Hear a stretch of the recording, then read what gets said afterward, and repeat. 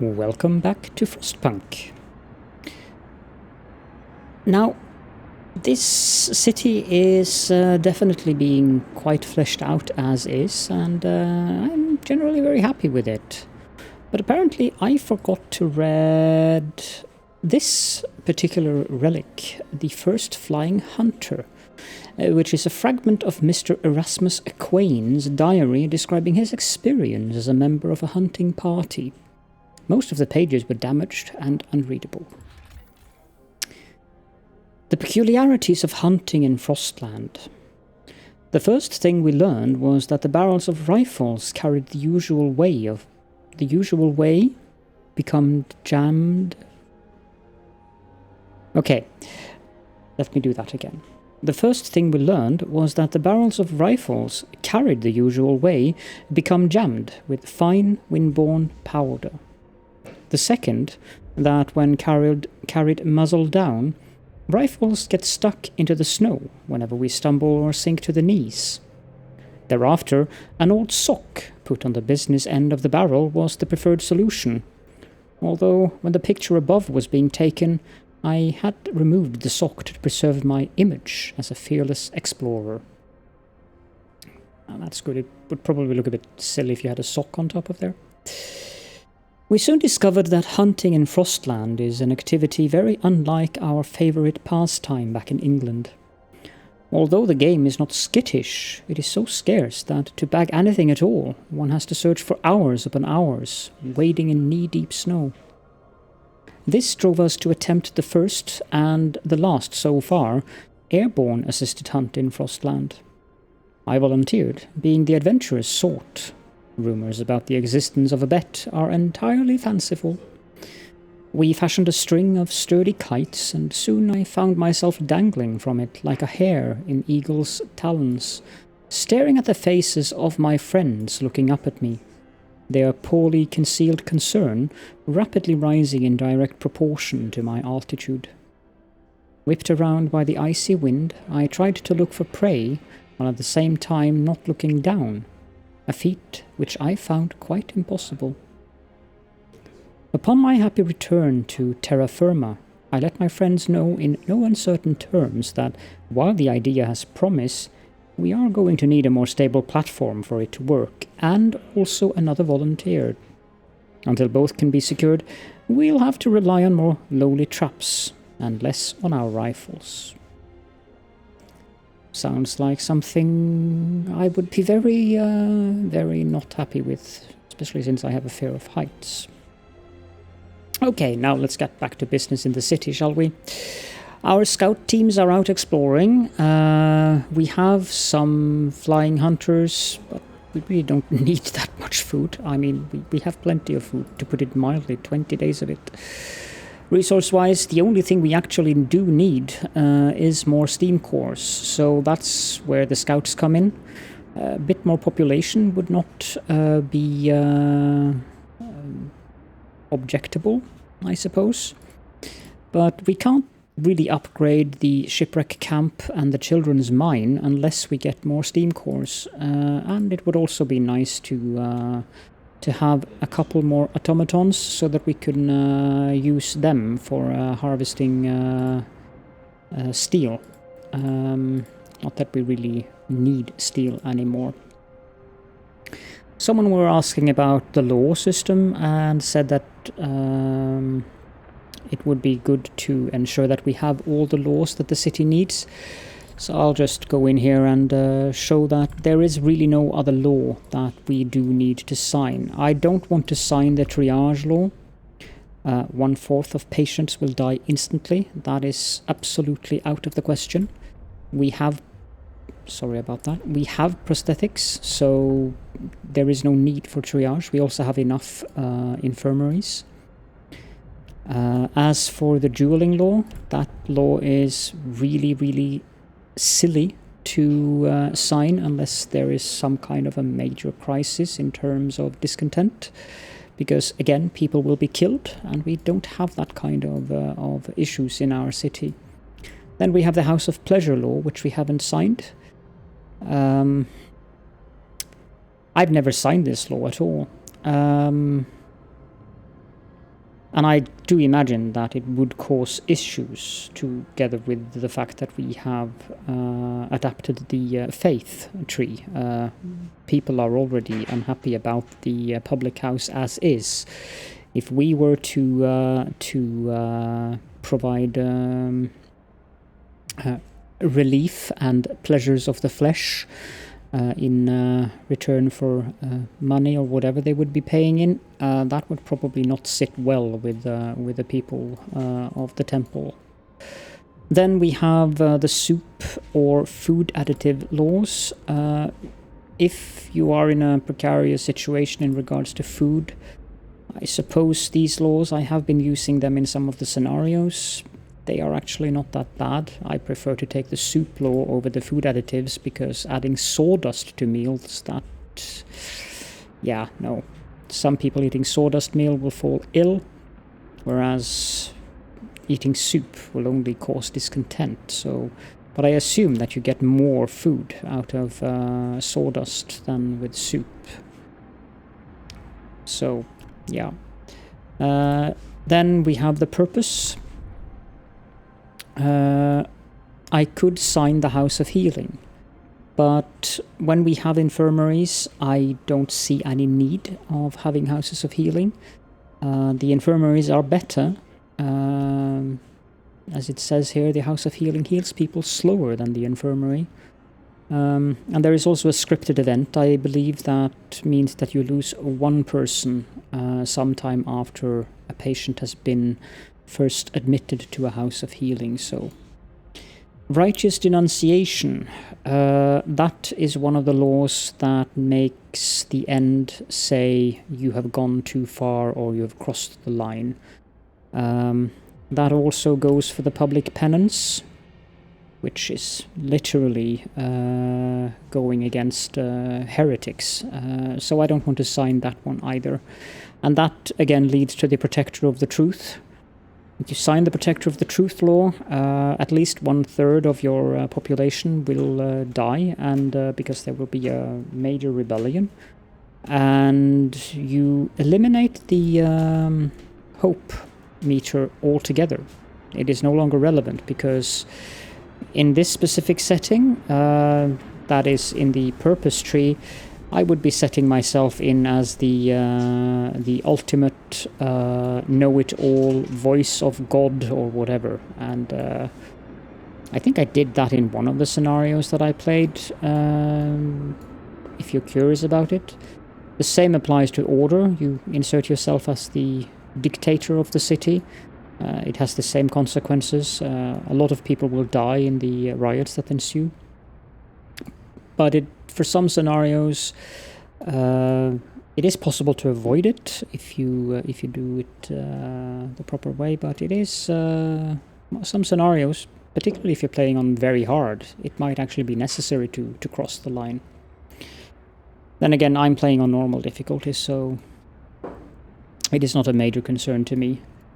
Gosh, I've spent nearly 10 minutes just babbling without the game running at all. Let's start up the simulation. I managed to tear down the cemetery by accident. Let's get that back. Not that we have needed it. And this is the first time in a long time I can remember that we've actually had people who are sick. But they are being treated, and we have space for 50 people in these infirmaries. Also, someone addressed the fact that I have people unemployed. That is very much on purpose. We don't need more than 5 infirmaries currently. Not that I can build anyone, because each infirmary requires a steam core. But they can house 50 sick people, and we only have 32 at the moment, and they're already being treated. I want these unemployed people to be available so that they can build buildings during daytime. Otherwise, buildings will only be built during nighttime. And while that is desirable for certain buildings, like for instance if I want to upgrade one of these, which is no longer possible because it's the maximum level, those kind of upgrades I do during nighttime. But if I want to build more houses, for instance, not that we need that. I mean, I think we have like, we have 233 vacant beds. That's not too bad of an idea to get built during daytime. because if people don't have housing at night, they will freeze. I think we can... Nah, I'm not going to bother getting the steam up to level 4. Admittedly, it is chilly in this, but there's still a low risk of falling ill, so it's fine. I think all of our active buildings are red anyways, so... and that includes the houses. I don't know if people even go to the archives, or if it's just like a visual building. So yeah, we seem to be mostly full on all of the things, so we're basically just waiting for the scout teams to get to their destinations. This hazard that's going on, reducing the efficiency of all steam core buildings and automatons by 90%, that's probably the worst hazard I've had so far. Research station. The station is abandoned and partially in ruins, but we might still find something useful inside. Evacuated in time. Inside we found nothing but rubble and broken equipment. It seems the scientists moved out before the station fell into disrepair. Ah, there's a buried dreadnought, which means there's another relic, but we've also discovered the ice obelisk and 70 steel. I think we'll just go to the buried dreadnought.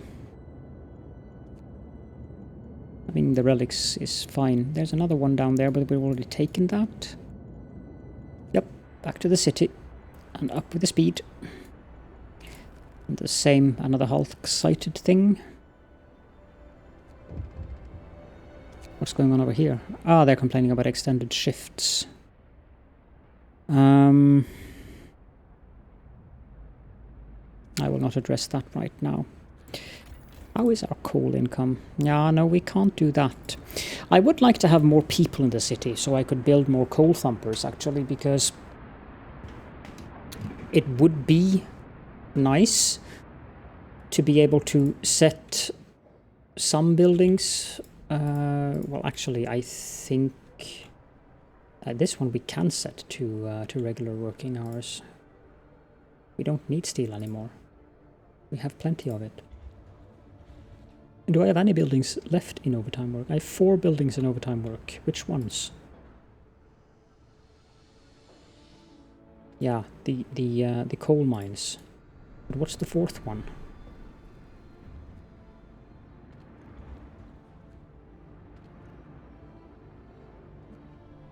It would have been nice if it could show me that at a glance.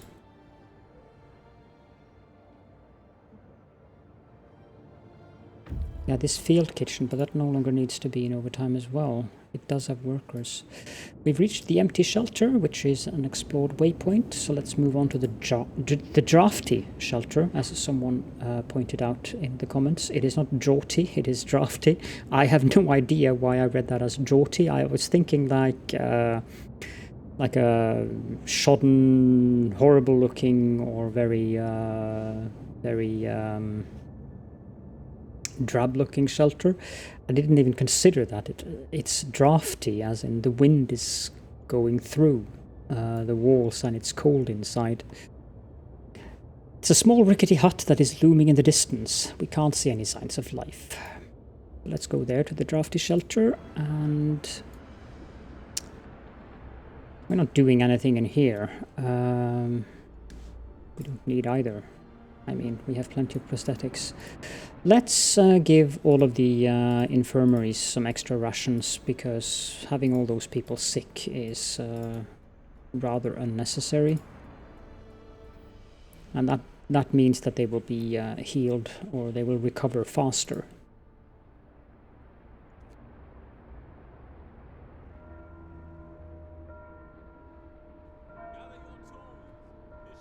These guys are on their way back with the relic that we have found in the buried dreadnought.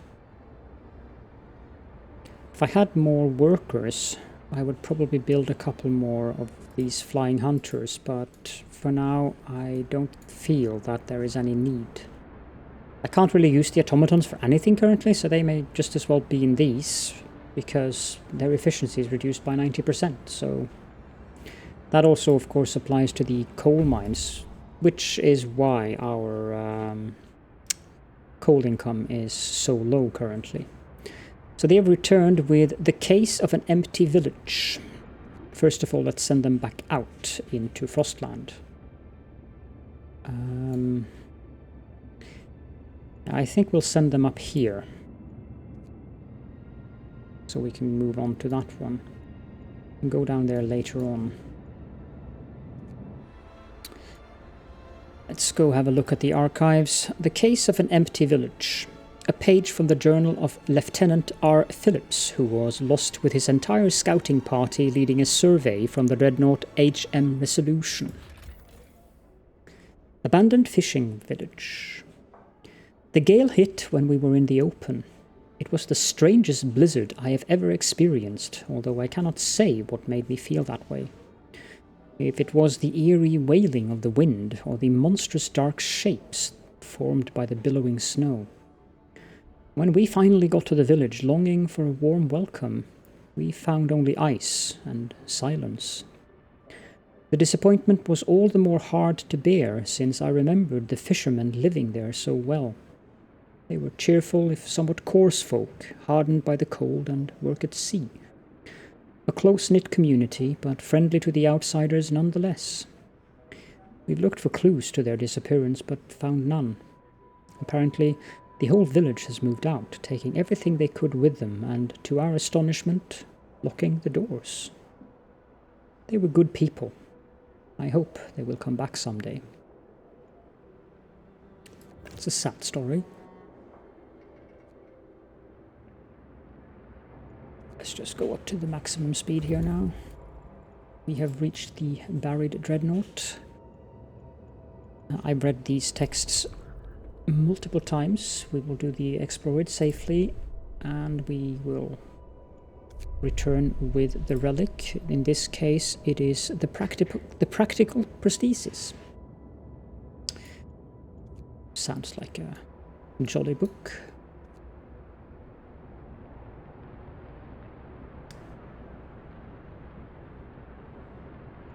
Scouts are almost there. Yeah, but this game slowed down at 5 AM naturally.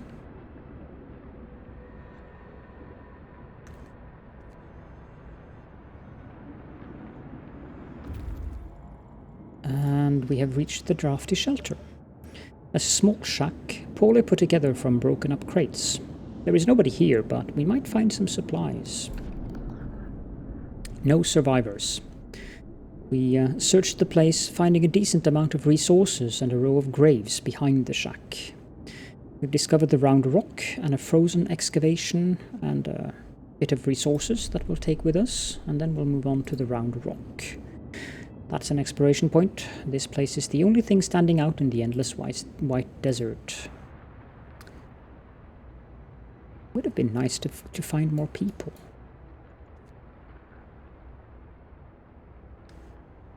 I mean, we've sent a fair amount of people away.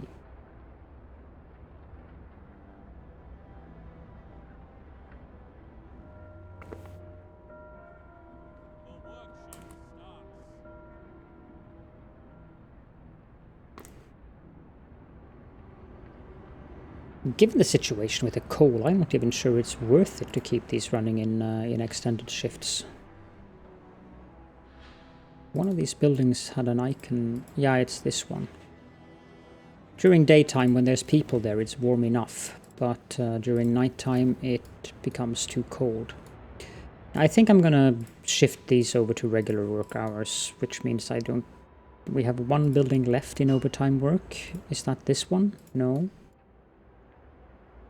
So what building is that? This one. Put that into regular hours. That means we have none working overtime currently, and our coal is still green, so I mean, it's fine.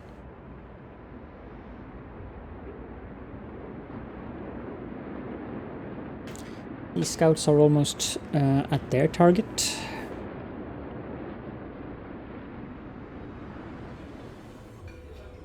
These signs are because we do not have enough raw food for them to actually cook anything.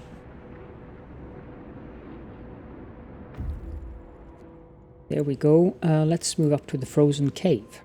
At the side of a mountain we can see an entrance to a cave. It is blocked by ice.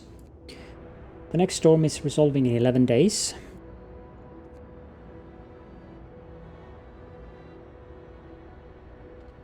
I suppose we can do a ceremonial service and maybe some evening prayers and max out our hope meter. Why not?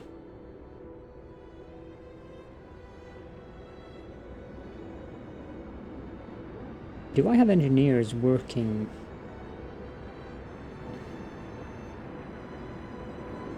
Or rather, do I have workers working in buildings that engineers can work in?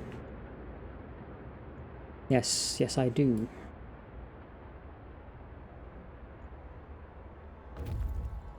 We have reached the round rock.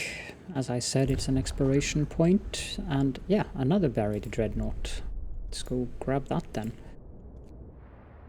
I'm thinking that maybe we should flip around some of these regular workers. Yeah, go away. We've read you. Like this one we can skip, or we can replace those with engineers. And I think we can do the same over here. And that gives us 52, so we can build 2 more flying hunters then. Or hunters hangar. Not that we need them, really, but still, I don't see why not.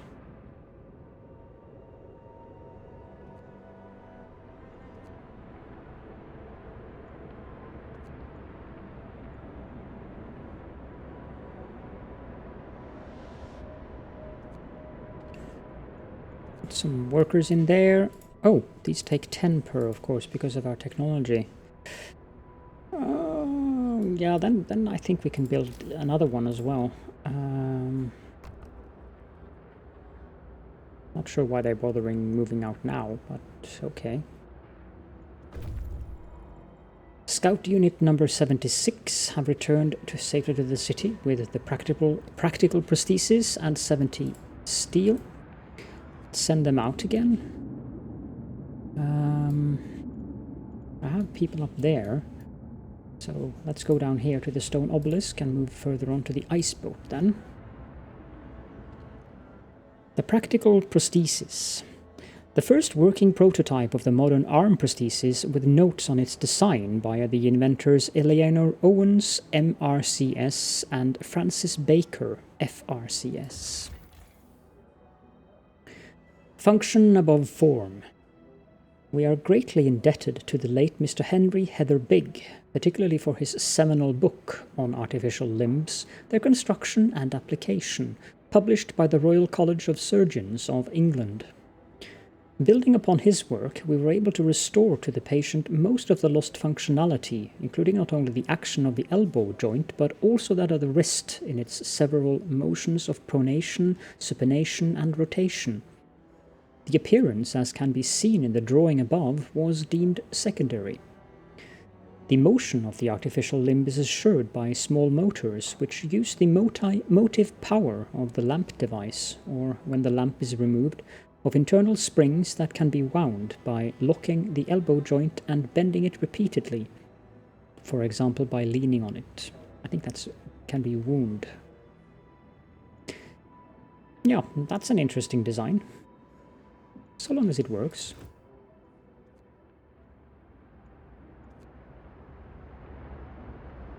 Now it's winding up, so it has been wound up. Scouts have reached the frozen cave and the buried dreadnought. Let's explore that and do it safely. 250 wood, okay. Toxic trap, close. Then the other one. After breaking through the ice, we discovered a tunnel leading down. It seems that it had been used a long time before we got here. More food and coal. Ice and bodies. The tunnel led us into a cavern. It was used as a shelter by a group of people. Their bodies now lie buried below layers of hard ice. Let's take whatever we can find and leave this god's-forsaken place. Site discovered, cracked ice. Little bit of resources and we can move on to the cracked ice. Another exploration point. Then it's getting colder, so I probably have to crank up the generator. Yeah, this won't do. I mean, it's fine as long as they're inside, which I assume they are most of the time, but I'd rather have it chilly than cold.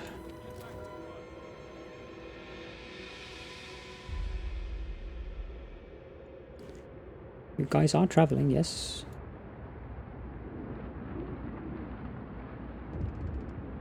Let's put some workers in here. Ah, we have a message from Hot Springs. Ah, it's one of these mediation things again. This time let's give it to the shipwreck camp. Hot Springs, they didn't like that.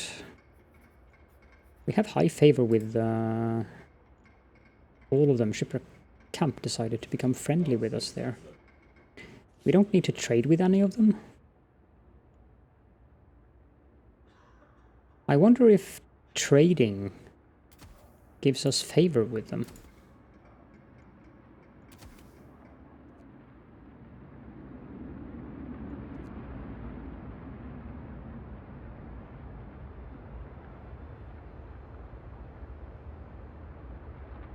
There is a distinct lack of steam cores and people in our current explorations, although we do have lots of relics found this time.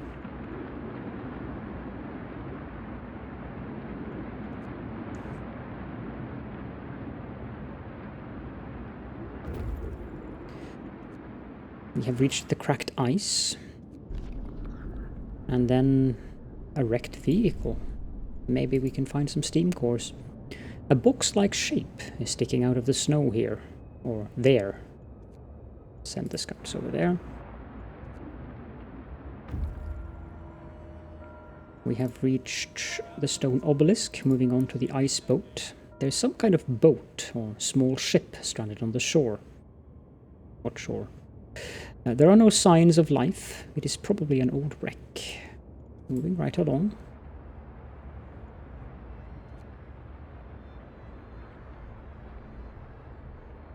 Shipments have been received. How does that affect? It didn't do anything. Let's continue to do that and see if it increases the relation. Pardon, if it does anything with the relations. We have plenty of all of those things, so why the heck not? We've reached the wrecked vehicle. We found the wreck of some sort of vehicle. We can salvage some parts from it. No steam cores. Hidden supplies. Whilst disassembling the wreck to salvage what we could from it, we found a hidden cache of supplies. And we found the lone boulder. Another exploration point. Now, this is a winding path going up on distances.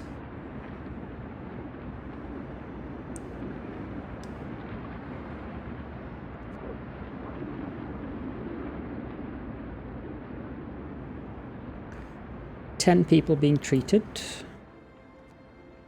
No patients. No patients. No patients. No patients. Everyone's here. Let's give them some extra rations. And we can crank the generator down again. And we've also reached the ice boat. This wreck is not old at all. Ah, that's the shore. I couldn't see that this was ice. This wreck is not old at all. It was adapted in order to glide over the ice by the addition of skates, and it smashed itself across the rock, or against the rocks. That sounds familiar. Yeah, ingenious vessel. We've read this before, so we've discovered the desolate valley and the empty cave. We'll go to the empty cave. Both of them are exploration points, actually.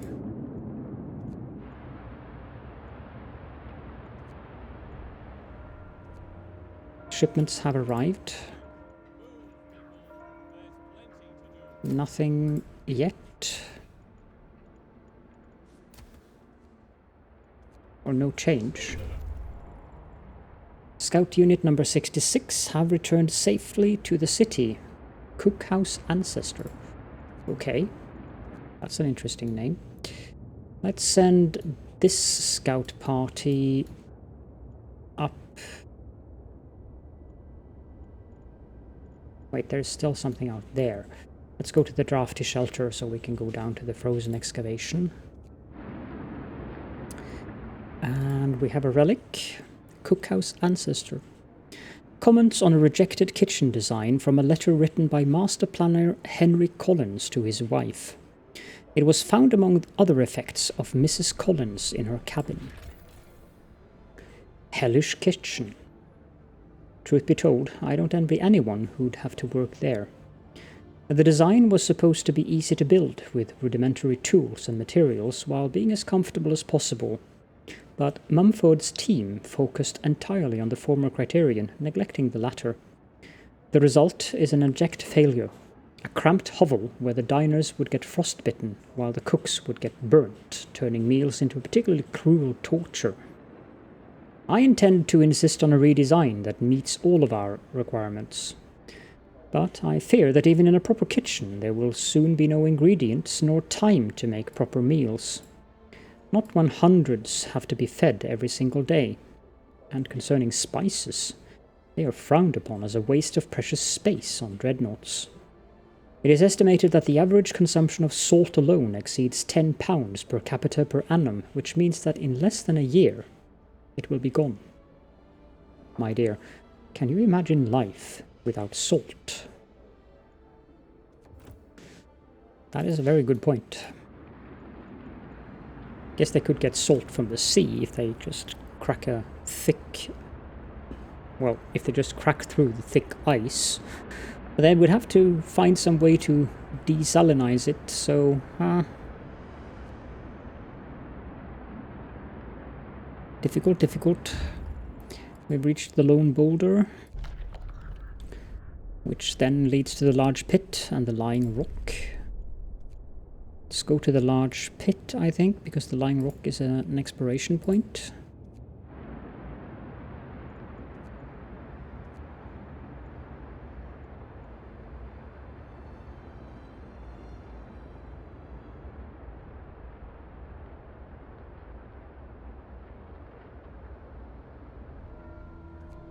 Shipments have reached the various villages.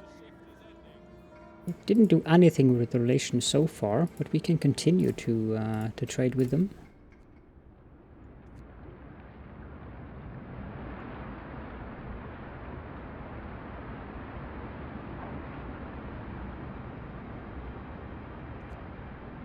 They're almost there, both of these teams.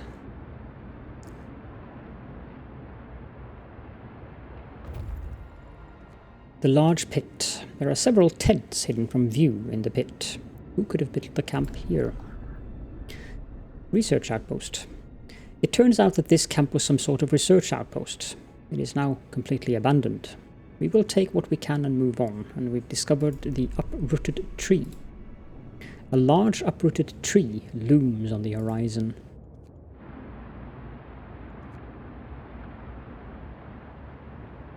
Some of these events have happened before. Empty cave, that's an exploration point. We have discovered Mace Rock. Let's move on to that. Another exploration point.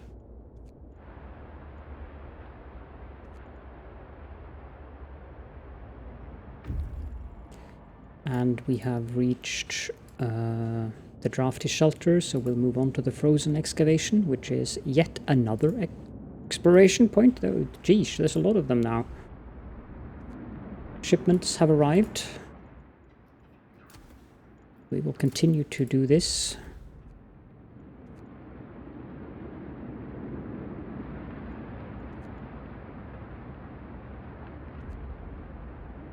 And I think that this is a good point for us to end the episode. We're at the beginning of day 52, and the temperature is going to drop down to, or rather rise up to -40. So I hope that you enjoyed the continuation. We are doing good progress in finding new relics and scouting out the landscape, and also hopefully we can find more steam cores to make more progress. But for now, thank you all so very much for joining me, and I will be seeing you all in the next episode.